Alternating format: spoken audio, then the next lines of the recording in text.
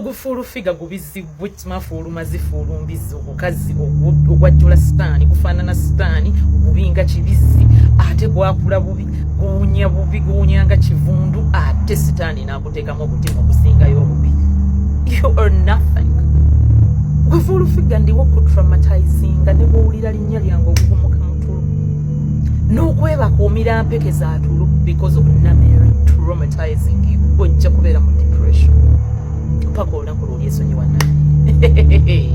Kakati Kabanda yakutumye nti ojja ogambe Namere ebyo bintu by'ekisiru wali oyagala gundi akwane wali oyagala Kabanda akwane. Kabanda afaanana Simpoke bw'otwala nti Kabanda afaanana bbaawo Simpoke gwe wakwata n'ozaalamu akabizi n'osiba bbaawo Simpoke yafaanana Kabanda eyo levo yo akatwe ka chapati bimufaanagana. In fact kateekawo ebifaananyi awo manyi Buzayo yabeera mu social media zange bwe ngamba nti kati teekawo ebisimanyi bulungi bwe babikola teekawo ekifaananyi awo bwe tukalabanga kafaanana Simpoke Kabanda simanyi akalamuko kakutumye nti genda otandika okulumba Honorable Namere musimanya wali weekwanira Kabanda simanya Kabanda yali please omuntu abadde mu parliament kisanja kiramba ne ku ssente zonna zabbye even before he went to parliament naye ng'akyafaanananga mukene nyanze mwagaza ki. Please nina papito wange. I am a one man woman. I don't do men, I do a man. Alinga kyakulya mwami Nsubuga bweva ku bino akalubye kaali kamumazeemu okubambi yabonaabonera nnyo mu kalulu ka mukyala we naye yajjayo wino enki ojja kumulaba mu mwana w'omuntu. Abasajja abanyuma okugamba nti musajja obadde ki Kabanda obunawe obusajja obufaanana Simpoke gwe gwabuli obunawe fuulumbizi kuseba ovuddeyo gy'owulereze kalamuko Kabanda ebyo Kasolo byakutuma genda ogamba abantu Namere yali ayagala mukwani nze nga Kasolo njagala nkwana mu lulimi ki oyo atamanyi Luzungu. Kankubuulire waliwo atakimanyi nti Kasolo e Masaka akwana buli mukazi naddala abazze mu byobufuzi. Kasolo simanya Namere wali oyagala Kasolo akwana. Are you stupid? Even ebigambo byemwogera, do you even listen to yourself? Nze Mukama Katonda yampa obulungi nampanga nakula bulungi nenzaalibwa mu famire ennungi ate nemba wa mukisa ate nemba mugagga ku mutima ate nemba wa mazima. Tewali reason yonna lwaki mba neekwanira omusajja kuba n'abankwana bangi nnyo unyomba n'engoba n'enfulumya n'embulookinga ku masimu n'enkoowa ne bwe nkyusa simu era bazinoonya ne bazifuna kakati ate nga lwaki neekwanira. Kasolo abayina amagezi bakimanyi because ali so much into black magic. Bwakwana abakazi naddala ab'ebyobufuzi aba ayagala kubbako omukisa. Of course for abamu nga Namere asooka okwananga omusajja omulala because I mean Namere is pretty you know naye nga ate ne hidden agenda endala kuba kukubbako omukisa shining star kugibba. Nze nabuuka mangu ndi muteeketeeke.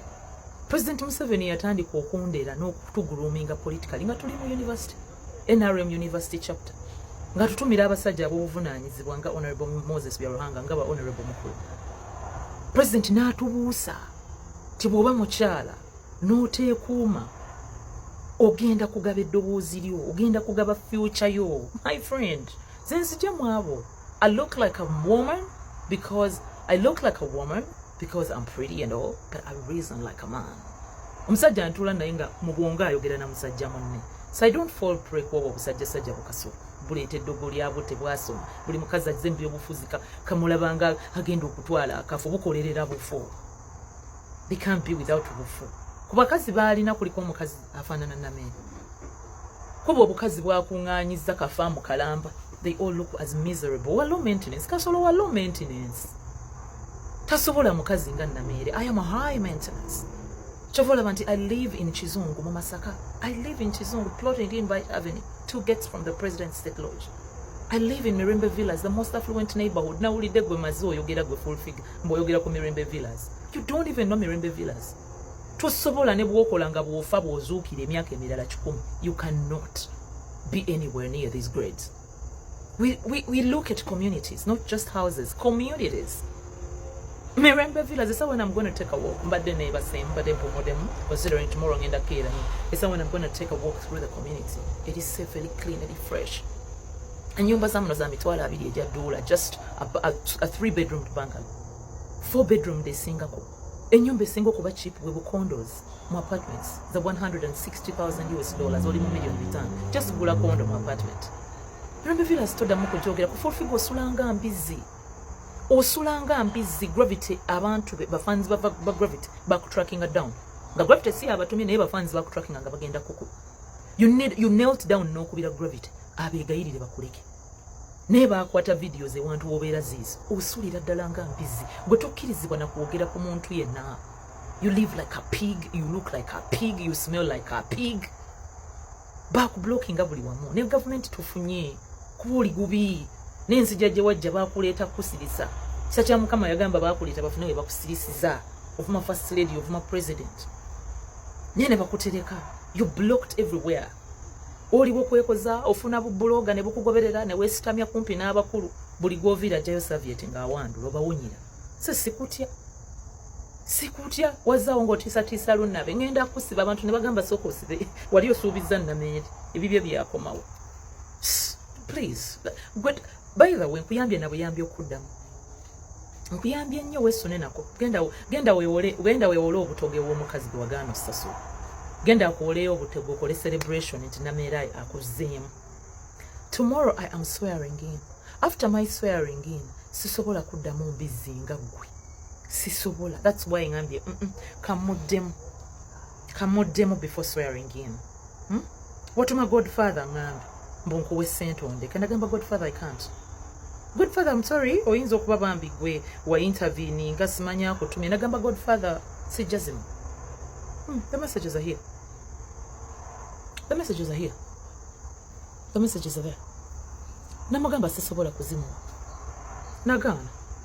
Nagamba let's finalize. This is Godfather. Let's finalize if a good image. Simanya bichi. I was very clear. Kale sisobola kuwa full figure full mizi sent. I can't. Ntumanya yagala nkuwe sent. By the way, wa bay. Oli wa laisi. Fugenza okukwata ne kuwa $1 million. Visitor no sirika. I can buy you. So ukubula and you shut up. No kumpana, no mpana. But I prefer to traumatize you. I prefer to depress you. So please, obusajja simanya kabanda, simanya kasulu, obufaanana simple ki, obufaanana kabaako ka simple, obwalevoyo please. Please, I make love in English. Siganzibwa busajja butaasoma. Kasula agenda ku floor ya parliament ajula kumenya mizindaalo. Buli wagenda ku muzindaalo kwa parliament ajula oluzungu lujula ku mutugiro. Tumututiisa n'obwo busajja kakutumye genda oyogerere bwoti nameere. You think you will shut me up? Ochimanyi nti you just a dirty mouth for hire. Bakupangisa bupangisa. Singa obadde owagira speaker ku bintu ebibadde bimukolwako ne Fuji eri mukolwako Honorable Namere n'avaayo to stand up for her. Ate n'olumba munzi. Just wabadde oyagala attention, wabadde oyagala bakuwe ssente. Nobody is gonna buy you.